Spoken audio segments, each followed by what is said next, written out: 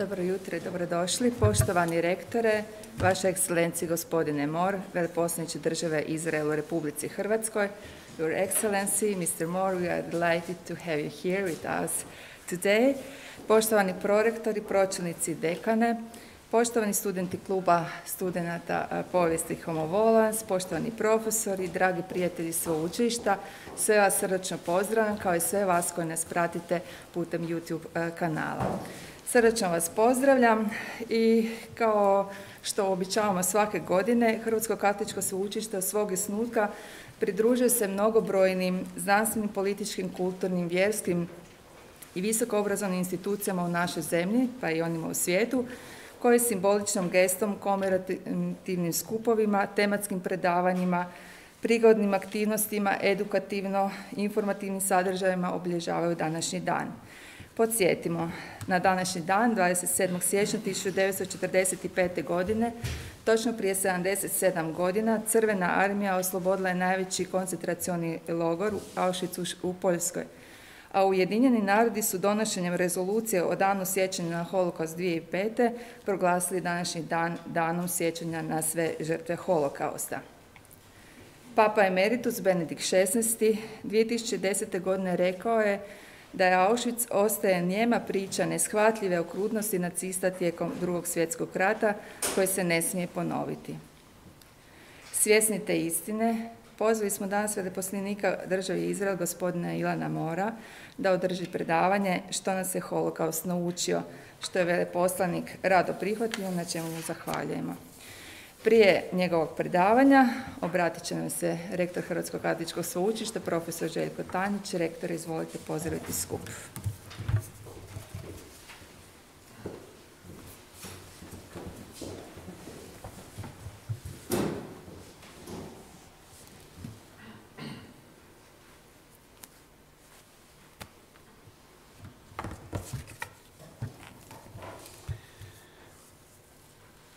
Upravo svjesni snage zla u ovom spomenu stavljamo predase vrednote dobra, nesebičnosti i ljubavi. To je sustav vrijednosti koji mi kršćani dijelimo s našom starijom braćom Židovima. Ovdje smo u zajedništvu spomena koji govori što je sve čovjek sposoban učiniti drugome, svome bratu i sestri. Ovdje smo da bismo prepoznavali zlo i govor mržnje te mu se oduprli. Ovdje smo da bismo zajedno gradili uzajamno poštovanje i ljubav na dobro našeg hrvatskog društva i svega čovječanstva. U toj povezanosti čitamo dar ljudskog dostojanstva, osjećamo nama upućen poziv i svoju obavezu štititi svakog čovjeka stvorena na sliku stvoritelja. Gospodin nam je darovao svoga duha, darovao nam je savjest i odgovornost da biramo dobro, a ne zlo. Dear Ambassador More, dear Ilan, dame i gospodo, riječi su ovo iz govora koje je održao kardinal Josip Bozanić, naš veliki kancelar ispred Zagrebačke katedrale u siječnju 2019. godine. Ove njegove riječi ukazuju kako se crkva u Hrvatskoj opredjeljuje, a s njome i naše sveučilište, na stranu dobra. Na stranu međusobnog poštovanja i ljubavi, na stranu prijateljstva i dijaloga, na stranu sjećanja na ogromnu tragediju židovskog naroda u holokaustu, koji nas pogađa svojom neizrecivom brutalnošću, ali poziva da buduće generacije mladih odgajamo i obrazujemo kako duh antisemitizma ne bi više ikada prevladao u našem hrvatskom društvu i u svijetu. Kako je to moguće, mi smo pokazali i dosadašnjom suradnjom s veleposlanstvom države Izrael na raznim zajedničkim projektima i nadam se da ćemo to i nastaviti. We always repeat and say that we share so much with our elder Jewish brothers and the Council Fathers, with their courage and determination in the Declaration Nostra Aetate, emphasized the importance of fostering and recommending that mutual understanding and respect, which is the fruit, above all, of biblical and theological studies, as well as of fraternal dialogue. The Church and the Council Fathers also decried hatred, persecutions, displays of anti-Semitism, directed against Jews at any time and by anyone. Those sufferings, trials, executions, intolerance towards our Jewish brothers are the reason for our gathering today on the occasion of the International Holocaust Remembrance Day. We thank our dear friend, Ambassador Mora, for dedicating his time and willingness to share his thoughts on what the Holocaust has taught us with our academic community. We have organized this lecture today for our students, our professors, employees, and all friends of the university with one wish, that after the lecture of Ambassador Mora, our dear friend, we ask the Lord in our hearts that the horrors committed in the pogroms of the Jews never happen again in our country, in our people, or anywhere in the world, and that they never be forgotten. Ambassador Mora, thank you and welcome.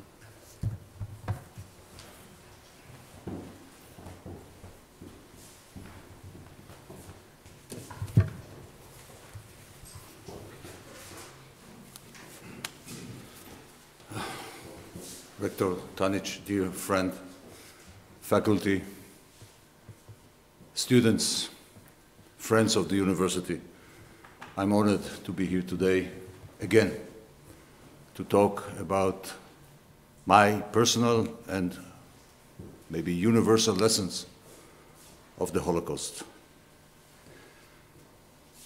January 27. On January 27, 1945, Soviet forces liberated the Auschwitz-Birkenau extermination camp, discovering the largest Nazi killing center in Europe.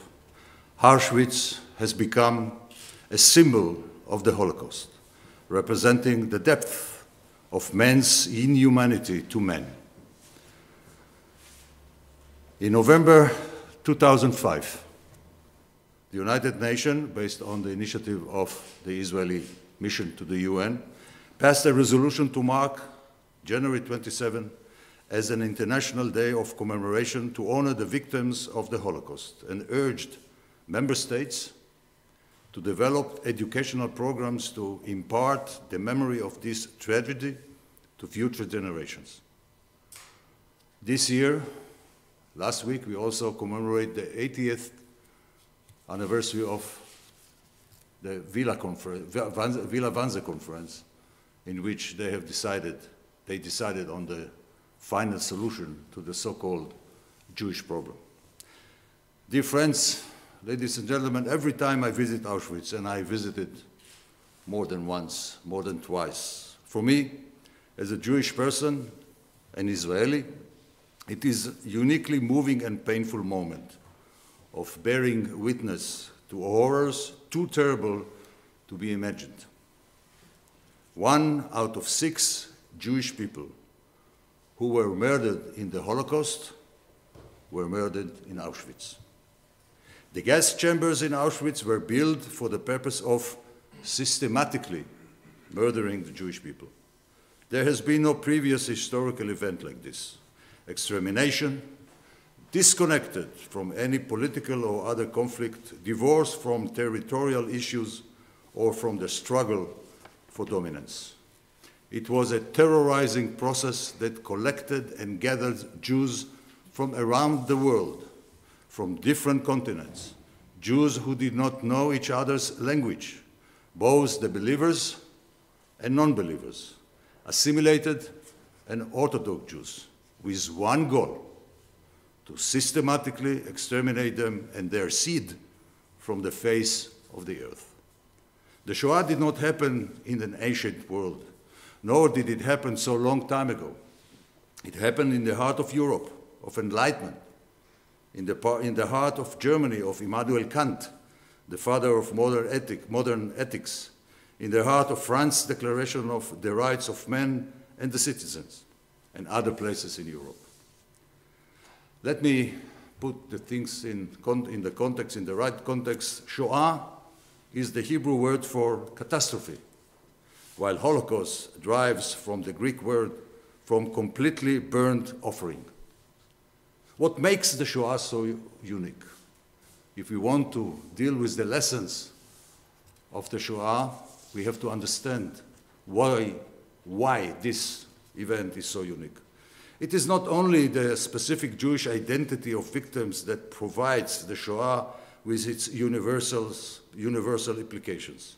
It is the shocking ease, speed, pre-plan, and systematic execution of the plan which make the Shoah so unique.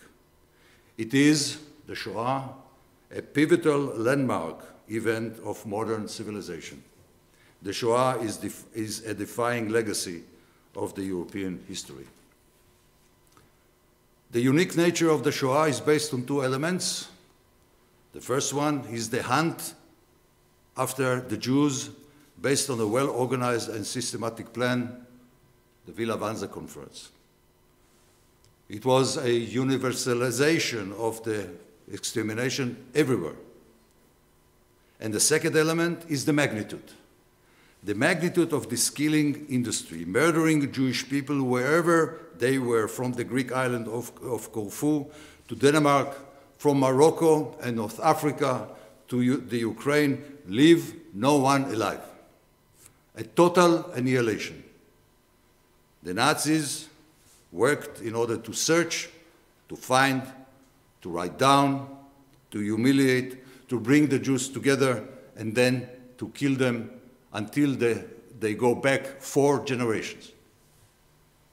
As I reflect on my visits to the Valley of Death, Auschwitz, there are some lessons and thoughts which I would like to share with you, dear faculty, dear students, as a reminder for all of us. The lesson number 1 for me is the imperative of remembering, Zaho in Hebrew. The imperative, remember, Zachor, what Amalek did to us, Zachor ma she'asa lecha Amalek. Remember, Zachor in Hebrew, what Amalek did to us is to be read in the Old Testament. It is engraved in our memory, the memory of an ancient people. Amalek stands for the internal enemy of the Jewish people, like in the modern history, the Nazis and their collaborators.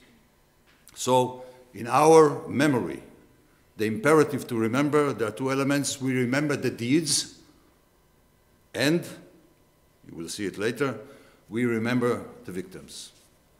Not only will we remember and never forget what Amalek did to us, but also we must not forget the victims and how they were defamed, demonized, and dehumanized as a justification for the genocide.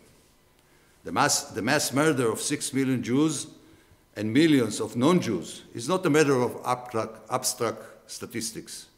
The question is not only how many were murdered. The question is why. And even almost 80 years after the Holocaust, there is no clear answer to the question why. There are several answers, there are some ideas, some hypotheses, but a clear answer of why did this happen to us, the Jewish people, we can't find. We haven't found yet. So we, the Jewish people, remember because we know what is not to remember when history repeats itself. So lesson number 1 is Zachor, remember. As our memories of the destruction and the destruction of the Holocaust and the Second World War are fading away, we must remember. So we remember, we don't forget. We will always oppose those who deny the truth or those who wish to deny our memory. We will oppose individuals or groups, party leaders, politicians, and others. On this day, the world remembers the Shoah. We will never forget it. Primo Levi, an Italian scholar, a Jewish guy who survived Auschwitz, has said, those who deny Auschwitz will be ready to remake it. Lesson number 2, the second lesson, is the need to understand the source of all evil. And the source of all evil is anti-Semitism, ladies and gentlemen, dear students, dear faculty. The Holocaust did not begin with the gas chambers. It began with anti-Semitism, the oldest and the most enduring of hatreds and the most lethal representing a particularly virulent form of irrational hate and prejudice against a specific group, the Jewish people. You need to understand that anti-Semitism is an escalating process, starting from latent anti-Semitism among friends, at home, in the families, talking about the Jews, going to verbal attacks in the streets, spitting on the Jews, throwing a brick on Jewish businesses, going to state sanctions, ideology of hate, the laws against the Jews, to practice of discrimination, the numerus clausus, to physical attacks against people or institutions. Kristallnacht. Why do we call it Kristallnacht, ladies and gentlemen? Because of the shutters, because of the glass? No, it's Pogromnacht. When we deal with the Holocaust, terminology is very important, like in other cases, but especially now, especially in this case. It's not Kristallnacht. It's Pogromnacht in 1938. So physical attacks against people and or institutions, to systematic extermination, Auschwitz, Majdanek, Treblinka, and others. Few words about anti-Semitism. Toward the end of the 19th century, precisely when the Jews were granted equality as part of the emancipation process, a new type of anti-Semitism emerged in Europe. Anti-Semitism that was opposed to the economic achievements of the Jews and that disliked their involvement and success in the society and in the economy. Many found anti-Semitism as a general and simplistic explanation for the fact that they, the non-Jews, were affected by modernity and modernism of life as a channel to canalize their fears and concerns into their difficult situation. At the same time, the rising national movements all over Europe, and we are talking about 19th century, beginning of the 20th century, strengthened the tendency to isolate the Jew and present him as the other, and therefore created the Jewish connection. The Jews have a secret plan to take over the world. I think this is the right moment to remind all of us about the source of this conspiracy theory of the Jews trying to control the world, the protocols of the elderly of Zion. I'm sure here I don't have to elaborate what is the meaning of it and how poisonous is this book, a fabrication, which was published at the end of the 19th century by the Tsar, at that time secret police, talking about allegedly fiction, gathering of rabbis, Jewish rabbis, who who came together in order to see how their plan to control the world is going on, is being implemented in the field of economy, banking, media, etc. In addition, the alleged racial scientific conspiracy, so we are talking about the Jewish connection or conspiration, and then we are talking about the racial scientific conspiracy theory began to circulate, the one that defined Jews as having unchangeable negative biological features. Abraham knows in German, Abraham Nase. It is exactly the anti-Semitic basis which the Nazi ideology is based on. It saw Jews as a parasitic and anti-human biological factor that a total war of destruction should be waged against him. With the Nazi coming to power, racial anti-Semitism became a political program. And for its realization, all the resources of the German nation were mobilized, demanding an immediate solution to what was defined as the Jewish problem. There was a common joke at that time in Germany, and the joke goes the following. Jews and the bicycle riders are responsible for all evil in the world. Why bicycle riders? Why the Jews? In every joke, there is a grain of truth. Why the Jews? So the Jews were depicted as the enemy of humanity, enemy of the state, where humanity could only be redeemed by the death of the Jews.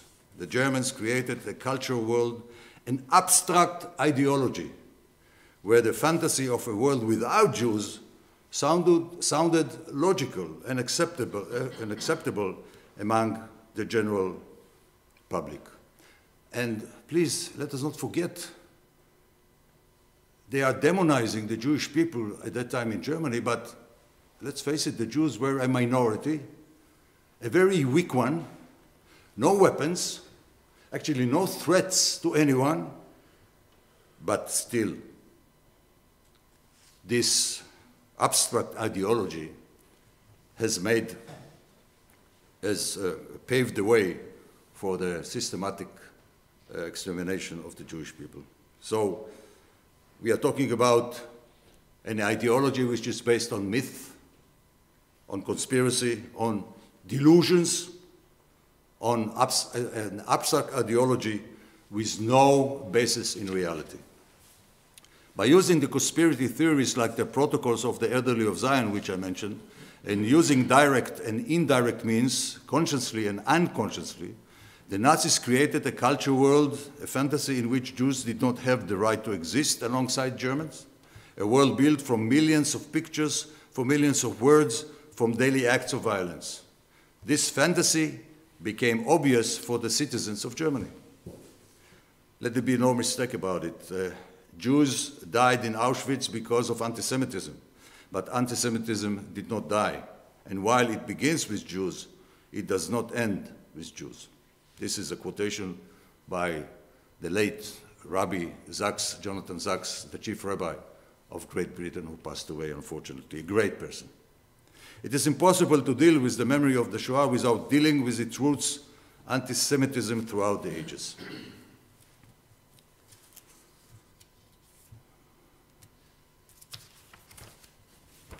It is impossible to learn the Holocaust lessons without referring to anti-Semitism of the past in our time, changing shapes and adjusting itself to the modern time and means under the cover and the pretext of political or other criticism.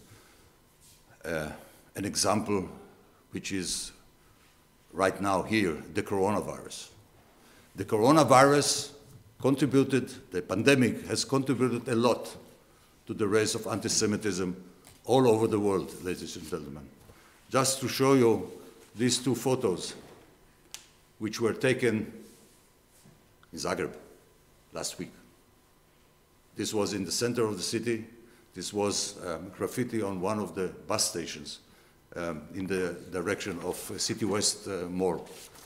I paid attention to the attention of the proper authorities to this, and the Ministry of the Interior, the police took immediate action, which is to be commended. This is not the case. This is the case. The coronavirus has contributed a lot, as I said, has shown how old anti-Semitic prejudice can resurrect and fuel new conspiracy myth and hatred online and offline. Online anti-Semitism is as worse as the traditional anti-Semitism. Ladies and gentlemen, let it be clear, people do not born anti-Semitic. The outbreak of anti-Semitism in the past and today often marks a deeper Malaysia and deep-rooted discriminatory attitude, which is often fueled by unbelievable myth and conspiracy theories. 1,000 years of Jewish presence on the land of Europe and the suffering, as well as the amount of blood that was shed, taught us, Israelis and Jews, the following lessons. Whenever there is an ongoing economic or social crisis in the country or countries, the hidden latent anti-Semitism that regularly characterizes European society, latent anti-Semitism, raises its head, gets released, and becomes visible. Corona, a case in our point.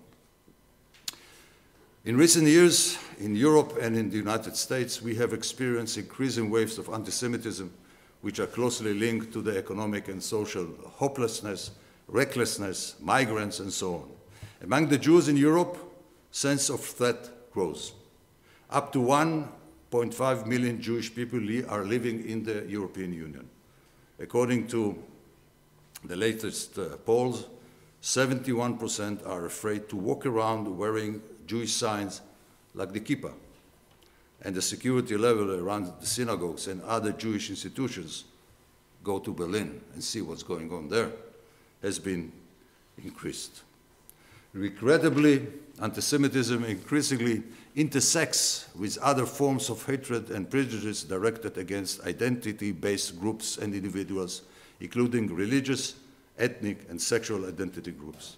So, this is why we witness an impossible merger between the extreme right, the extreme left, and Islamic elements, which together pose an impossible challenge to Jewish people everywhere they live, especially in Europe. Some statistics. 9 out of 10 Jews in Europe consider that anti-Semitism has increased in their country. 85% of the Jews asked consider anti-Semitism to be a serious problem. 89% of the European Jews consider anti-Semitism to be a biggest problem online. 44% of young Jewish Europeans have experienced anti-Semitic harassment. 1/3, 34% of Jews avoiding visiting Jewish events or sites at least occasionally because they would not feel safe there or on their way there. 38% of Jews in Europe have considered immigrating because they do not feel safe as Jews in the European Union. Several lethal terrorist attacks have shown it. The violent and lethal attacks in Toulouse in 2012, the Jewish Museum in Brussels 2014, the Hyper Kasher in Paris 2015, or the synagogue in Halle on Yom Kippur, on the Day of Atonement in Germany on 2019. Ladies and gentlemen, we go on with our lessons, with my lessons.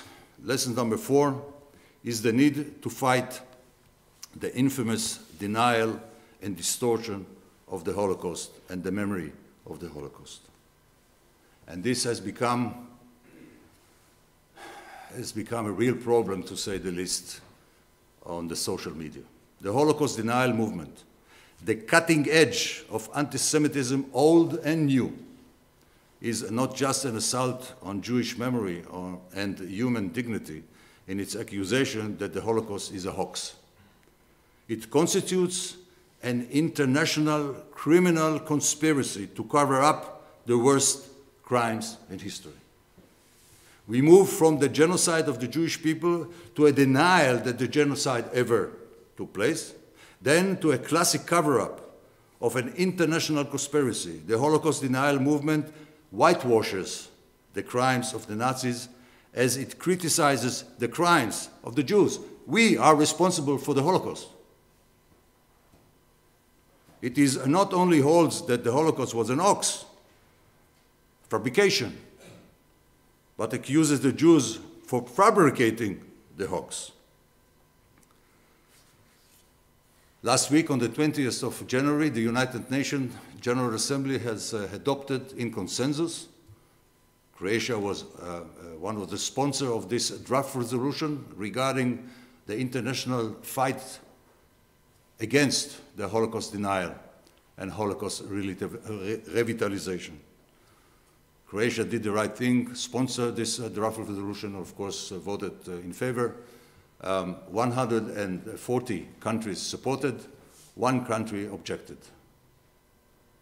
Iran. I don't have to elaborate here what does it mean. So, lesson number 4, as I said, the need to fight the infamous denial of the Holocaust. And we move on.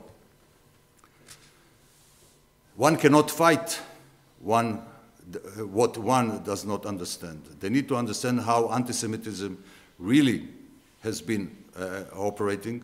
We must listen to how it expressed and how its supporters justify it today. The anti-Semite says, we hate them, the Jews, because they killed Christ. These are religiously motivated Christian anti-Jewish thoughts, namely Christian anti-Semitism, attributing collective guilt for the murder of Jesus to Jews. And in this point, again, I'm happy to mention our common project regarding the 25 years of diplomatic relations between Israel and the Holy See, which we did here 2 years ago, with the emphasis on Nostra Aetate as the main mean in the Catholic community to fight those ideas, this collective blaming on the Jews. Nostra Aetate is the declaration, and its content are very important to our common deal, our common mutual interest to fight this Christian religious anti-Semitism. The anti-Semite says, we hate them, the Jews, because they belong to other species, recognizable by traits observed in them alone, and that pull out other species. Look at the caricatures of the Stürmer. Then, and if you want to enjoy, look at the caricatures in the Muslim world about Israel and the Jewish people, how they are portrayed there. This is the pseudo-scientific racist anti-Semitism supported by anthropological and biological argument. There is a secondary post-Holocaust anti-Semitism motivated by a denial of guilt and or inversion of the perpetrators-victims relations. The Jews are responsible for what had happened to them. And there is the political anti-Semitism based also on the protocols of the elderly of Zion, presenting the Jews as the driving force beyond wars, economic crisis, pandemics, revolutions, controlling the media, the financial market. Moreover, they use the false allegation the Jews are engaged in ritual murder of non-Jews, the infamous blood labels. All these are conspiracy theories, of course. And there is the Muslim anti-Semitism.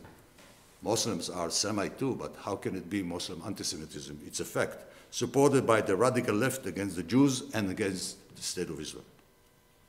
And then there is the national anti-Semitism, which isolates the Jews as an ethnic, social, and cultural group, being unfaithful to their country and faithful only to Israel. Namely, they are traitors. Lesson number 5, we continue, and the lesson is the creation of modern anti-Semitism, which is based on the traditional classic anti-Semitism. Anti-Semitism of today uses competitive victimhood, Shoah, the crimes of communism on the same level. I don't want to elaborate it too much, but this is called competitive victimhood, imposing on us, the world, the memory of the Jewish deads, and presenting the Holocaust as a hoax, denial the Holocaust, and blaming the Jews for fabricating the facts that the Holocaust indeed happened. When these three elements together combine, we can be pretty sure that all Jews everywhere are becoming a designated target. So this is modern anti-Semitism, which is based on 3 pillars: anti-Zionist, anti-Israel, it denies the Holocaust, and it feeds the competitive of pain. The modern anti-Semite says, from the right, the new anti-Semite from the right says, we love Israel, but we hate the Jews. The anti-Semite from the left says, we love the Jews, but hate the State of Israel. No go, no can do. This is totally unacceptable. You cannot do this, love Israel and hate the Jews, or vice versa. If you say this, then we know what you are and what you stand for. Lesson number 6, ladies and gentlemen, the rescuer. An attribute must be paid to the rescuers, the righteous among the nation. The Shoah was a watershed event in human history. Nothing afterwards has ever been the same again. A very dangerous red line was crossed, and humanity was shown at its worst. Indeed, Shoah does provide us with examples of human behavior and its most elevated best, and I mean those brave men and women, non-Jewish people, who risked their lives in order to save Jews. But we have to be frank with each other. The story of those who saved Jews, Jewish people during the Holocaust, during the Shoah, while risking their lives, who are known, as I said, the righteous among the nation, is in fact a relatively marginal story in the horrible atrocities of the Shoah.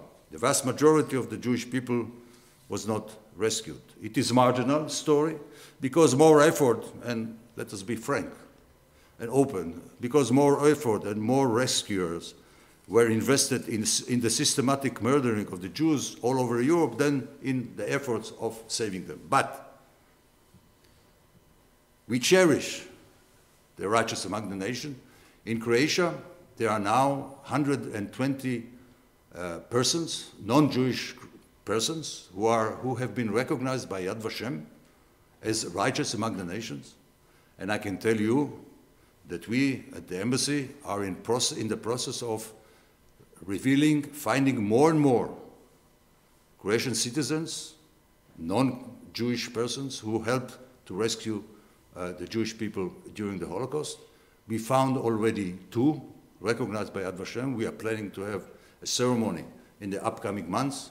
One is in Ludbreg, and one is in Slavonski Brod, and more to come. So we, the victims, immediately after the end of the Second World War, in 1953, the government of Israel had decided to establish Yad Vashem and also to give Yad Vashem, this memorial museum, demanded to look for those non-Jewish people who risked their life helping Jewish people. So we continue to do so.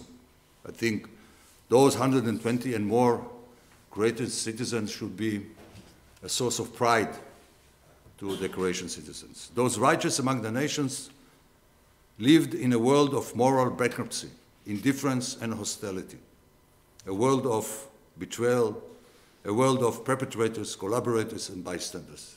But they were different. Those men and women from all walks of life who were prepared to risk their own lives to save Jews from the Nazis are the opposite image of the general attitude toward the Jews within Germany and Germany-occupied Europe. Those relatively few people considered the Jews as fellow human beings. They decided against the Nazi basic ideology according to which murdering the Jews was not damaging and hurting humanity. By treating the Jews as human beings and by upholding to the principle of sanctity of life, the rescuer were able to protect and to maintain their own basic human dignity. So lesson number 6 is every one of us, every single man and woman has the power to make a difference and, moreover, has the power to choose between right and wrong and to do the right things in the face of inhumanity. Lesson number 7, for me, is to be aware of indifference and taking no action. These Holocaust crimes resulted not only because of state-sanctioned incitement to hatred and genocide, but from crimes of indifference, from conspiracies of silence, from the international community as the bystanders.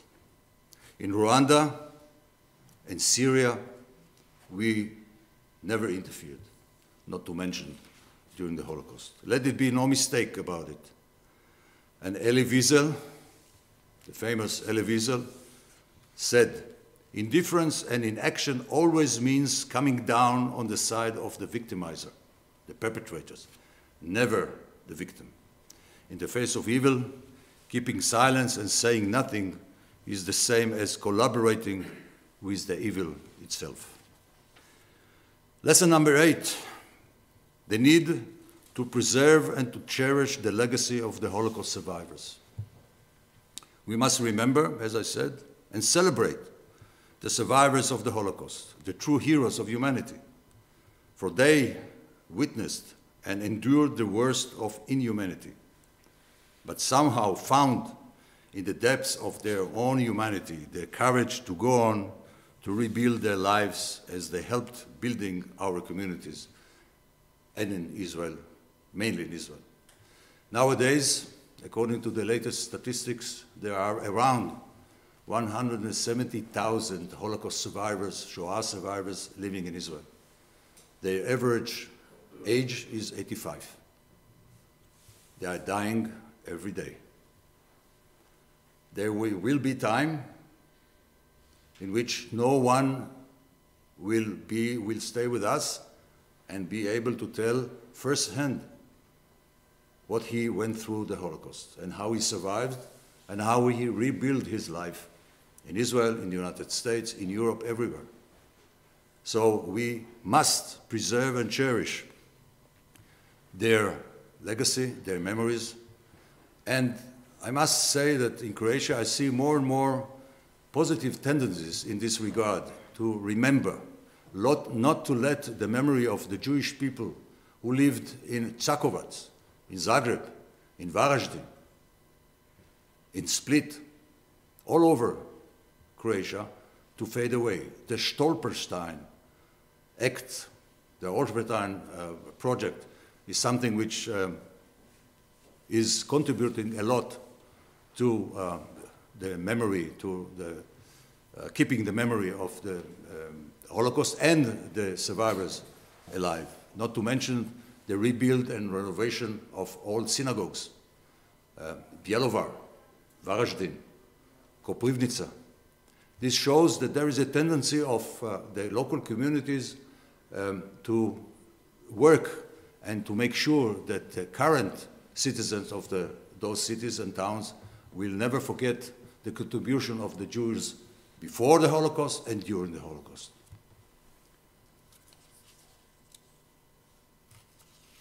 Ladies and gentlemen, lesson number 9, and I'm approaching the end. There are many others, but lesson number 9 is never again. Quite obvious, but still must be said. It is often said that if there had been no Holocaust, there would not have been the state of Israel, as if 6 million murdered Jews were the raison d'etre for the creation of Israel. I think it's the other way around, ladies and gentlemen. If there had been a state of Israel at that time, there might well not have been the Holocaust or the horror of the Jewish history. I do believe that the duty and the imperative of the international community today, 27th of January, and actually every day, 365 days a year, to continue to work together on the basis of shared values as we face anti-Semitism and racism, radical forces that spread chaos and destruction, hatred and fear for human dignity and humanity itself. It is our responsibility to give a voice to those who do not have a voice, to the voiceless, to empower the powerless, to be it the disabled, poor, elderly, women victimized by violence, or vulnerable children, the most vulnerable of the vulnerable. Indeed, the Nazi genocide was a genocide of millions of children. 1.5 million Jewish children perished in the Holocaust. We must speak up and act against racism, against hate, against anti-Semitism, against relativization of the Shoah, against any attempt to deny it, against any attempt to delegitimize the state of Israel, new modern anti-Semitism, and to deny its rights to exist. I mean, the new anti-Semitic deny the right of Israel to exist as a Jewish and democratic state. We have to speak up against mass atrocities, against injustice, and against the crime of all crimes whose name we should not even say and mention, genocide. Albert Einstein said The world as we have created, it is a process of our thinking. It cannot be changed without changing our thinking. We have the obligation, indeed, to ourselves, to our friends, to families, and also to the future, to remember this terrible event as a lesson and as a warning. We remember. Primo Levi said, the Shoah happened. It can happen again. Thank you.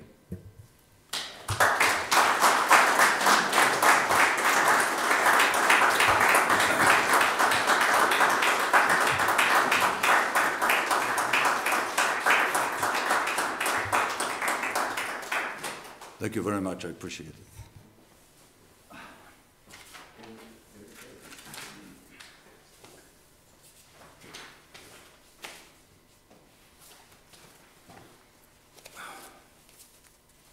Sorry for the mess. I ovim smo došli do samog kraja, no prije nego što završimo s našim programom, rekli Tanjić bi još volio završnu reći.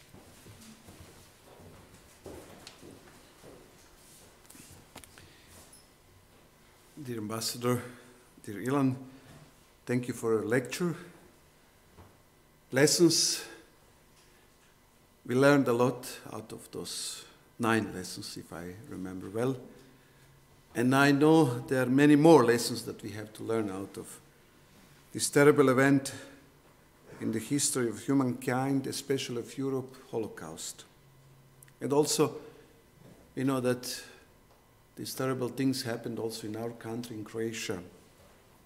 And that's the reason why we have to remember, not to forget, and to do everything in order to fight anti-Semitism of every kind, as you mentioned, even religious one.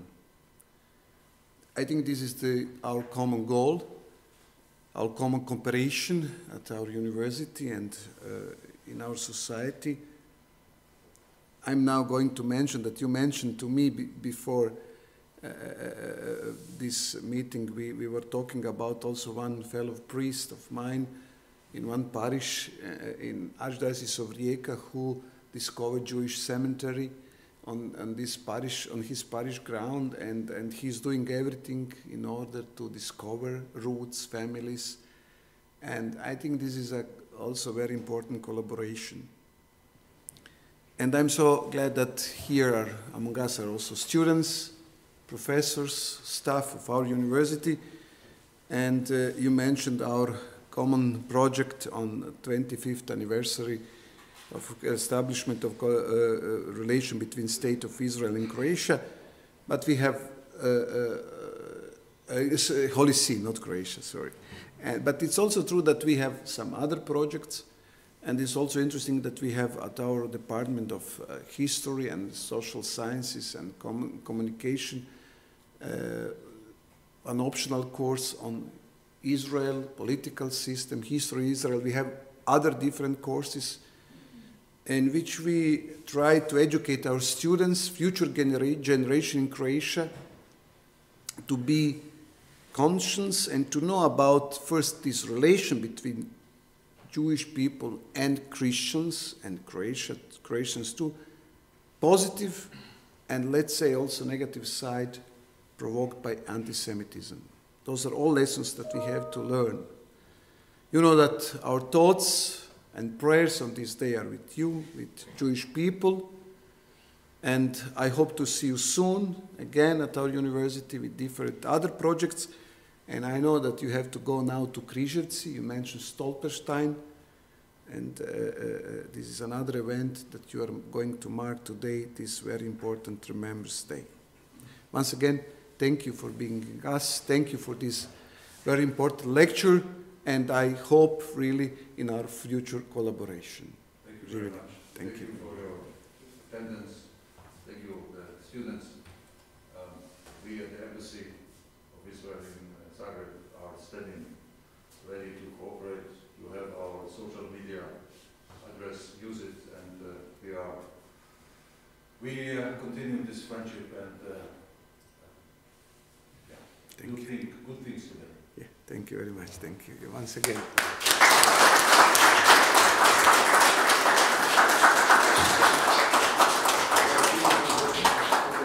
Ovime završavamo i prijenos. Hvala svima koji ste bili s nama ovdje.